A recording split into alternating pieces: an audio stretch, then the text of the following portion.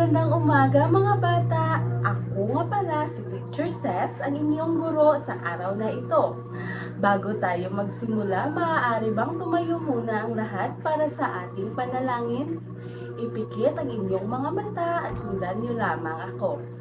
Panginoon, maraming salamat po sa mga biyayang inyong binigay sa amin.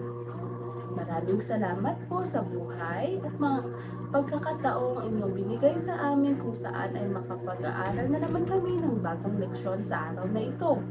Gabayan niyo po kami sa pang-araw-araw sa ngalan ni Jesus na aming Diyos. Amen. Magandang umaga ulit mga bata. Kamusta kayo?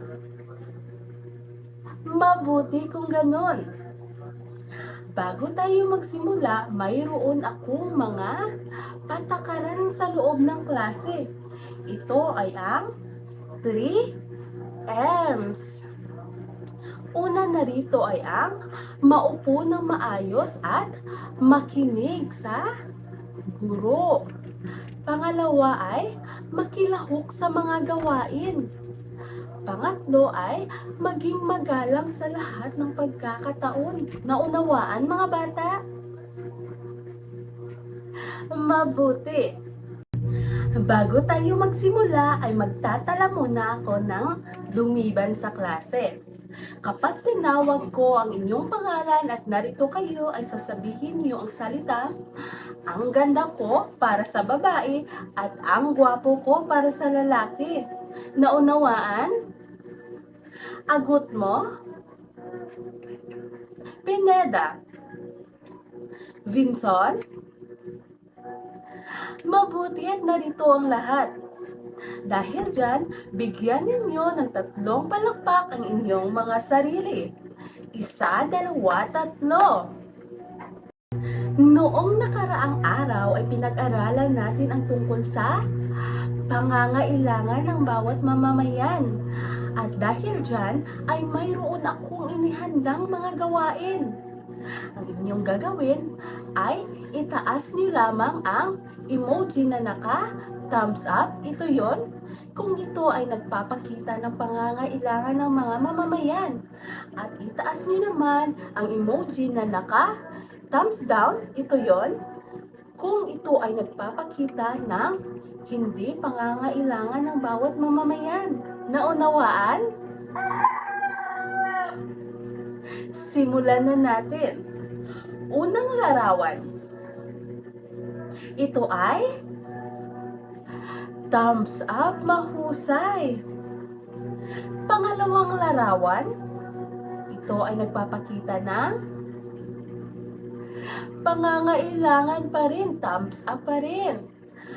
Pangatlong larawan. Ito ay pangangailangan ba ito? Hindi, ito ay thumbs down. Ano naman ang pang-4 na larawan? Ito ay nagpapakita ng pangangailangan. At ano naman ang pinapakita ng larawang ito? Ito ay pangangailangan ba ito ng bawat mamamayan? Ito ay hindi, kaya ito ay thumbs down na emoji. Mahusay mga bata. Mayroon ba kayong katanungan sa ating nakaraang leksyon? Naunawaan niyo na ba kung ano ang ating tinalakay noong nakaraang araw? Mahusay! At bago tayo magsimula sa bagong aralin, ay magkakaroon muna tayo ng isang palaro. Ito ay tinatawag na 4 pics, 1 word. Handa na ba kayo? Ang bawat mag-aaral ay may hawak na iba't ibang letra. Tingnan at suriing mabuti ang mga larawang magkakasama upang mabuo ang isang salita. Tinutukoy ng mga ito. Pumunta sa harap ang mga batang may hawak ng letrang angkop sa bawat larawang ipapakita at buuin ang salitang tinutukoy. Magsisilbing clue ang kulay ng mga kahon at ang mga bilang ng mga bakanting kahon kung ilang titik ang tinutukoy ng mga salita. Naunawaan mga bata? Mahusay! Kung ganun, simulan na natin. Unang mga larawan. Ano kaya ang tinutukoy ng mga ito? Ito ay nagpapakita ng anong salita kaya? Ito ay edukasyon mahusay. Ano naman ang tinutukoy ng pangalawang larawan na makikita natin sa 4 pics 1 word? Alam niyo ba kung ano ito? Ito ay kalusugan mahusay. Ano naman ang pinapakita ng pangatlong larawan? Ito ay pamahalaan tama. Dahil dyan, bigyan ninyo ng isang Jollibee clap ang inyong mga sarili. 1, 2, 3. 1, 2, 3. Love ko to. Nasiyahan ba ang lahat sa ating naging gawain? Ano ang unang dalawang salita na ating nabuo? Iyon ay, una, edukasyon at pangalawa, kalusugan mahusay. At batay sa dalawa nating unang nabuong salita, masasabi niyo ba na ilan ito sa ating mga pangangailangan bilang mga tao? Oo, mahusay. At sino ang tumutugon sa mga pangangailangan nating ito? Ang pamahalaan. Ano kaya ang maaaring mangyari kung wala ang pamahalaan? Maaaring magkagulo, ano pa? Magkakaroon ng kakulangan sa serbisyo, pantulong mahusay. Sa araw na ito, ang ating pag-aaralan ay tungkol sa ang pamahalaan at ang serbisyong panlipunan. Pero bago yan, alam niyo ba ang mga tungkulin ng pamahalaan upang matugunan ang mga pangangailangan ng bawat mamamayan? Ito ang ating kwento sa ngayon. At magkakaroon tayo ng isang malikhaing pagbabasa. Ang kulay pula, ang magbabasa ay ang mga babae sa unang pangkat. Ang kulay berde, ang mga babae sa pangalawang pangkat. At kulay asul sa mga lalaki. At kapag ito ay kulay itim, ang ibig sabihin ay kayong lahat ang magbabasa. Naunawaan ba? Kung ganun ay simulan na natin. Ang kwento ni Lisa at Juan. Sa isang maliit na bayan sa gilid ng bundok, nakatira sina Lisa at Juan. Sila ay magkapatid na masayahin at puno ng pangarap. Si Lisa ay nasa ika-4 na baitang, samantala si Juan naman ay nasa ika-2 baitang. Isang araw, kinausap sila ng kanilang nanay. Alam niyo ba, mga anak, na ang pamahalaan ay may tungkulin upang matugunan tayong lahat sa edukasyon at kalusugan? Tanong ni Juan. Ano po ba ang ibig sabihin ng nanay? Ganito yun. Sabi ng kanilang nanay. Ang pamahalaan ay nagtatayo ng mga paaralan at nagpapadala ng mga guro upang turuan tayo. Kaya may mga libro at mga silid-aralan na inyong ginagamit araw-araw. Kaya pala kahit hindi tayo mayaman ay nakakapag-aral kami. Sabi ni Lisa. Tama ka, Lisa. Sagot ng nanay nila. Alam niyo ba, Sa kalusugan naman, ang pamahalaan ay nagtatayo ng mga klinika at ospital. Dito tayo nagpupunta kapag may sakit tayo at kailangan ng gamot o check-up. Naalala ko po nung may sakit ako, dinala ako sa klinika at binigyan ako ng doktor ng gamot. Sabi ni Juan, oo Juan, isa pa, nagbibigay din ang pamahalaan ng mga bakuna para hindi tayo magkasakit ng malubha. Paliwanag ng nanay. Ang mga doktor at nurses na nandoon ay tumutulong upang maging malusog tayo. Mabuti na lang na may pamahalaan na tumutulong sa atin, sabi ni Lisa. Kaya dapat pahalagahan din natin ang mga natatanggap nating tulong. Tama kayo mga anak, sagot ng nanay. Kaya mag-aral kayong mabuti at pahalagahan ng inyong kalusugan. Dahil sa pamahalaan, may mga pagkakataon tayong matuto at lumaki ng malusog. Masaya at puno ng kaalaman sina Lisa at Juan. Alam nila na may mga taong nagmamalasakit at gumagawa ng paraan upang matugunan ang kanilang mga pangangailangan. Naunawaan niyo ba ang ating kwento? Mahusay! Sino ang mga pangunahing tauhan sa ating kwento? Ang magkapatid na Lisa at Juan at ang kanilang nanay. Mahusay! Kagaya sa kwento, ang ating pamahalaan ay may mga tungkulin para sa ikakabuti ng mamamayan. Para sa ating pangangailangan sa edukasyon at kalusugan, para mamuhay tayo ng may kaalaman at malusog. Bata man o matanda, mahirap man o mayaman, may kapansanan man o wala, lahat tayo ay nangangailangan nito. At sa ilalim ng sangay ng tagapagpaganap, ang pamahalaan ay lumikha ng iba't ibang kagawaran at ahensya.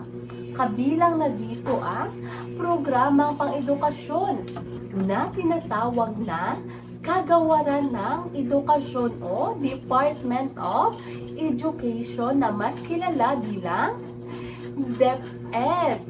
Ito ang nagtataguyod sa sistema ng edukasyon sa Pilipinas para sa lahat ng mag-aaral na Pilipino. Saklaw ng DepEd ang pampublikong pag-aaral mula kindergarten hanggang senior high school. Kabilang din ang mga preschool at lahat ng antas ng batayang edukasyon sa mga pribadong paaralan.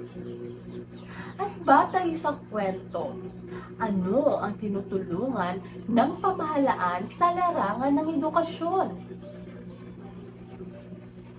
Ang pamahalaan ay nagpapadala ng mga guro upang turuan ang mga bata, nagbibigay ng mga libro at silid-aralan mahusay. Pangalawa ay ang programang pangkalusugan na tinatawag na Kagawaran ng Kalusugan o Department of Health o mas kilala bilang DOH. Ang Department of Health o DOH ay ahensya ng pamahalaan na nagpapahalaga sa kalusugan ng mamamayang Pilipino sa pamamagitan ng iba't ibang programang pangkalusugan na inilulunsad taon-taon. Nangunguna ito sa paggawa ng pampublikong pagamutan, ospital, at nagbibigay ng medical mission at insurance sa mga pasyenteng maralita. Bakit mahalaga na pahalagahan ang mga klinika at ospital na itinayo ng pamahalaan? Tama, dahil ito ay ahensya na nangangalaga sa ating kalusugan.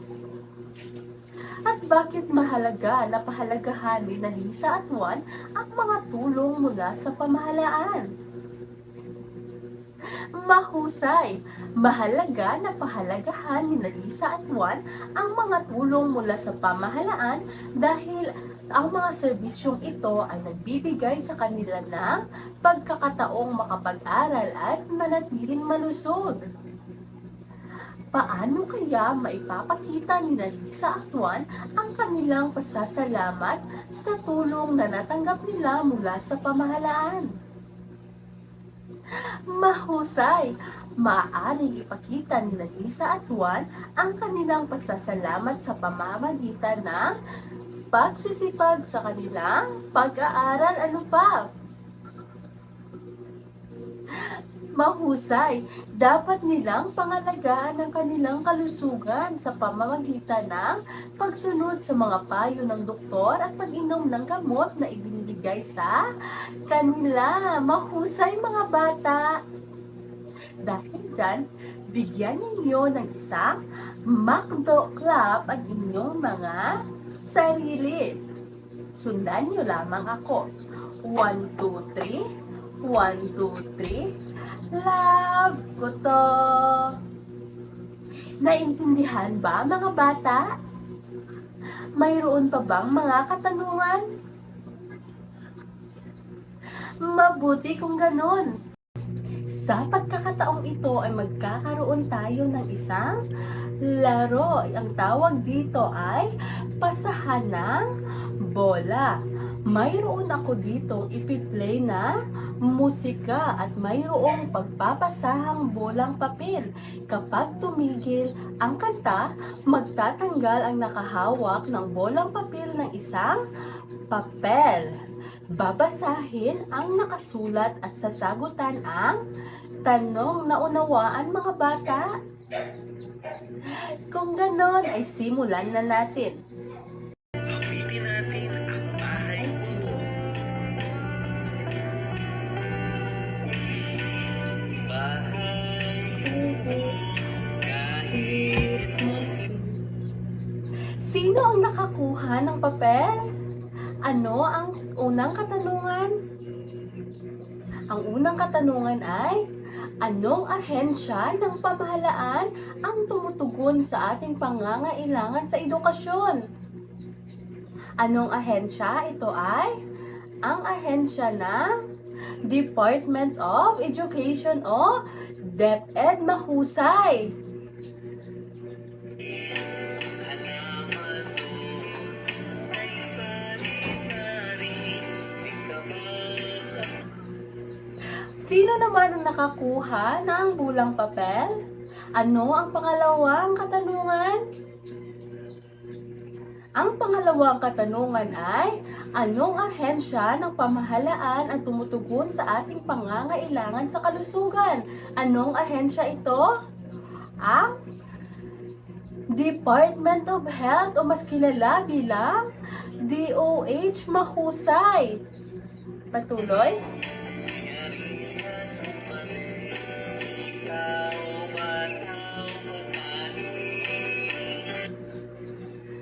Ano ang pangatlong katanungan? Ano ang ginagawa ng DepEd para matugunan ang mga pangangailangan natin? Ano? Ano kaya ang ginagawa ng DepEd? Mahusay! Ang DepEd ay nagpapatayo ng mga paaralan at nagpapadala ng mga guro upang matugunan ang ating pangangailangan sa edukasyon. Mahusay! Ipagpatuloy.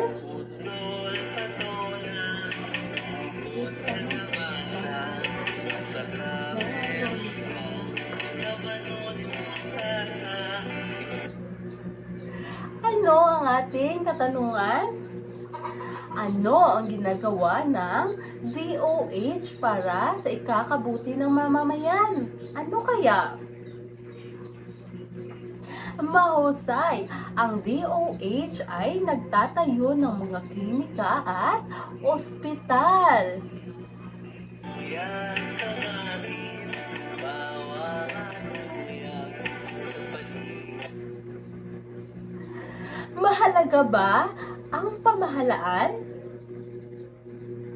Mahusay, mahalaga na mayroon tayong pamahalaan dahil ito ay nagbibigay ng mga serbisyong edukasyon at pangkalusugan na kinakailangan ng bawat mamamayan. Pagpatuloy,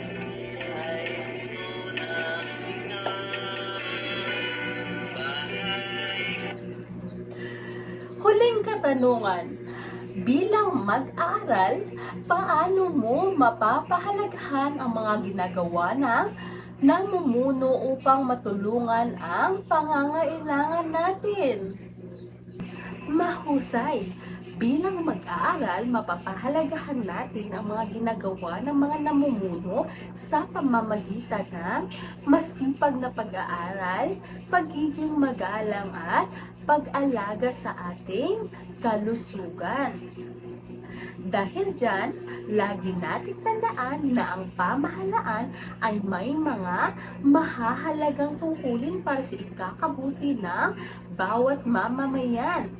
Kagaya ng sa pamamagitan ng kagawaran ng edukasyon o DepEd na nagtataguyod ng sistemang pang-edukasyon at ng kagawaran ng kalusugan o DOH na nangangalaga sa kalusugan ng bawat Pilipino sa pamamagitan ng iba't ibang programang pangkalusugan. Naintindihan mga bata? Mahusay! Upang lubos na maunawaan ang ating aralin, ay hahatiin ko kayo sa 2 pangkat at magkakaroon tayo ng pangkatang gawain. Bibigyan ko lamang kayo ng 5 minuto para maghanda at 5 minuto para ilahad ito. Naunawaan mga bata? Mayroon tayong mga patakaran sa paggawa ng pangkatang gawain. Una narito ay magkaisa. Pangalawa ay igalang ang iba. Pangatlo, magtrabaho ng maayos. Pang-apat ay makilahok. At panglima, manatili sa iyong grupo. Naunawaan ba? Huwag din ninyong kalimutan na sundin ang ating rubrics sa paggawa ng pangkatang gawain. Naunawaan ba mga bata? Kung ganon ay magbilang na tayo ng 1, 2, 1, 2, 1, 2, 1, 2. Lahat ba ay may pangkat na? Kung ganon ay pumunta na sa inyong mga pangkat. Para sa unang pangkat, sa pamamagitan ng role-playing o dula-dulaan ay ipakita ang mga gampanin ng pamahalaan sa pagtugon ng pangangailangan ng bawat mamamayan sa sektor ng edukasyon. Naunawaan ba unang pangkat? At para naman sa pangalawang pangkat ay sa pamamagitan ng role-playing o dula-dulaan ay ipakita nyo ang gampanin ng pamahalaan sa pagtugon ng pangangailangan ng mamamayan sa sektor ng kalusugan. Naunawaan ba pangkat 2? Kung ganon ay simulan nyo na ang pagpaplano. Handa na ba ang lahat? Kung ganon ay ipakita nyo na ang inyong dula-dulaan. Naunawaan nyo na ba ang ating tinalakay sa araw na ito? At dahil naunawaan nyo na ang ating tinalakay ay kumuha ng sangkapat na papel at sagutan ang sumusunod. Panuto, basahin ang mga pahayag tungkol sa gampanin ng pamahalaan at tukuyin ang ahensya ng pamahalaan na nangangasiwa nito na nasa loob ng kahon. Isulat lamang ang titik ng tamang sagot. At para sa pangalawang gawain ay suriing mabuti ang mga pangungusap. Iguhit ang bituin kung ito ay tama at puso naman kung mali. Naunawaan mga bata? Tapos na ba ang lahat? Kung ganon, pakipasa ng inyong mga papel sa harapan. At para sa inyong takdang aralin, kunin ang inyong kwaderno at isulat ito. Panuto, mangalap ng mga larawang nagpapakita ng mga tungkulin ng pamahalaan sa mamamayan. Lagyan ng caption ang bawat larawan. Sa tulong ng kasapi ng pamilya, pag-usapan ang mga larawang nakalap at isulat ang inyong talakayan sa sulating papel na unawaan, mga bata. Tapos na ba ang lahat? At dito na nagtatapos ang ating aralin sa araw na ito. Maraming salamat, mga bata! Hanggang sa muli, paalam!